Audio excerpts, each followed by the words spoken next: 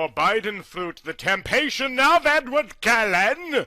Hey guys, sorry it's been so long since an update. I have been so busy lately. So, I had a fight with my old beta, but I have a new one now, and she is helping me butte. She is on vacation this and next, so I promise I will sort the spelling mistakes out when I can. Chapter 8, the kidnap! I sat alone in the changes rooms. I was almost naked and looked awesome, with my exotic lively hair falling down over my face like a curtain of soft yellow cream with bits of purple in it. But I didn't care how beautiful or exquisite I was anymore. Edward was gone. He had left to follow Bella to stop her from killing herself, and I was so mad. How could he leave me like that after saying Bella was a cow and he didn't like her no more? I was pissed, and the tears were falling down my face like a tepid summer rain of misery and woe.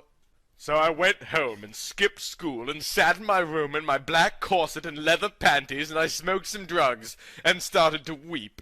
Dave came in and made a big smiley face. "Hi, Tia! I didn't know you were home!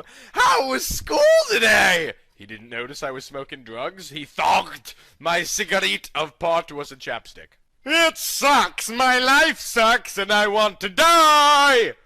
I screamed, and my eyes glittered with beauty. "You teenagers and your problems, lol!" he said, laughing a lot, and I knew he thogged. I was just some silly kid, whining about homework and dumb boys and stuff. He didn't know I had killed a man, and lost the love of my life, and had made Lauren get hit by lightning, and that all the kids at school thogged I was a freak because my face and bodies were so different from everyone else's. "Dave, you're a good person, but you're so fucking dumb, you asshole!" I shouted at him, and threw my ashtray at his head without touching it. I could make stuff move when I was angry now. It was so weird. "Why did this have to happen to me?" "Ha ha! I guess you're right," he laughed. He thought I was joking. I wasn't spoiled or anything. "It's so nice having you here, Tiana! You're so pretty! I swear you're even prettier than before! And I think your boobs have grown!" "Yeah, I know. They're like an E-cup now," I said. Dave smiled and patted me on the head and left. I was so sick of being treated like a kid and no one listening to me that I got up and got dressed in a long black dress and took some pills of drugs and went out to the local nightclub, which was called Pablo Nightmare. It was a goth club where all the cool people went in Forks. Bella probably had never heard of it, lol. I met Snoofles on the way, and he came with me. We went to the club and got drinks and started dancing to the heavy metal music. People there stared at us 'cause I was so different looking. And Snoofles was a panda, but we didn't care. We were having so much fun. We were so drunk and had taken a lot of drugs, so my head was fuzzy like there was snow everywhere. "Hi, you're called Tiana, aren't you? I'm Jasper, and I go to your school," said Jasper Cullen, who was tall and blonde, curly hair like straw, only soft and nice and not dry. He was tall. He was wearing a black pullover and red metal pointy shoes. And, that description sounded beaten in my head. "Oh, well!" "Hey, whatever," I said. "Why aren't you with that girl I always see you with?" "You mean my guff Alice," he said, and looked suddenly very sad and started to cry and bite down hard on his lips. "What is wrong, Jasper?" I said. "The problem is I don't love her like she loves me.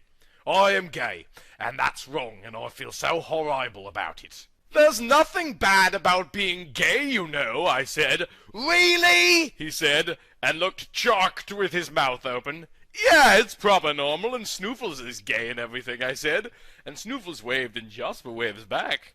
He smiled, and we all stared dancing together, and Jasper gave us some of his drugs.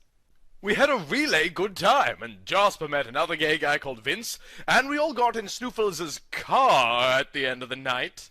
and I drove around while the others all had sex in the back of the car. I was drunk, but 'cause I was a vampire, it was awkward to drive. I had better reflex than humans. But suddenly something jumped into the road in front of us, and they had to stop the car and get out. There was a man standing in the middle of the road. He was tall and muscly, and had black hair like the black feathers of a raven in the black darkness. He was good-looking, but he looked so angry, I got out my samurai sword. I often have it with me.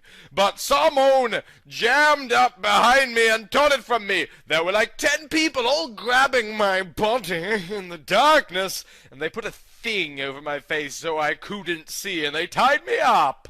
Jasper, Snoofles, and Vince were too busy doing gay sex on each other to notice. I could hear them grunting and humping and having orgasms on each other. It was so cute, but now was so not the time. The men who had caught me took me away, and something hit me over the head, and I was unconscious. When I awoken, I found myself in a small, dark room, and the tall muscle man was in front of me. I was stripped down to my underwear, and I was chained to a chair with some metal chains, and I couldn't move. "Who are you, you wanky perv?" I shouted. "I am Jacob, the Werewolf King," he yelled with his eyes rolling around in his face. He looked so mad and crazy. "No!" I screamed, and I tried to break myself free, but I was under so many heavy chains, so I looked into his wagging face instead. "What do you want from me? Why am I here?" I said, and I started to cry. "You must be punished for what you did to Bella Swan," he shrieked, and the drool was slooping down his face just like rain, only thick and foam-like. "You are a half-bred. You should never have been born. Your father was a vampire, and your mom was a witch. It's weird and wrong, and now you've broken Bella's heart. Half-bred, half-bred, half-bred." This dude was insane. He was so angry, he was jumping up and down. But something he said had caught my attention. "What do you mean my mom was a witch?" I said. "My father used to know her. She lived here in La Push, and she was a witch. She could make fire come from nowhere, and control the weather, and talk to animals and loads of other stuff. She was a freak like you." Of course! It all made sense now. I was so shocked I fainted. When I woke up, Jake was in front of me, and he was naked! He was smiling in a proper creepy way, and looked totally weird, like a greasy frog thing, and his male genital item was not nice like Edward's. It was like a horrible wet mushroom!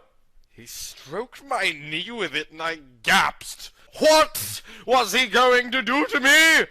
But suddenly, before he could come any closer, the door of the room we were in burst open! It was you, Dad! Forbiden fruit, the Temptation of Edward Cullen!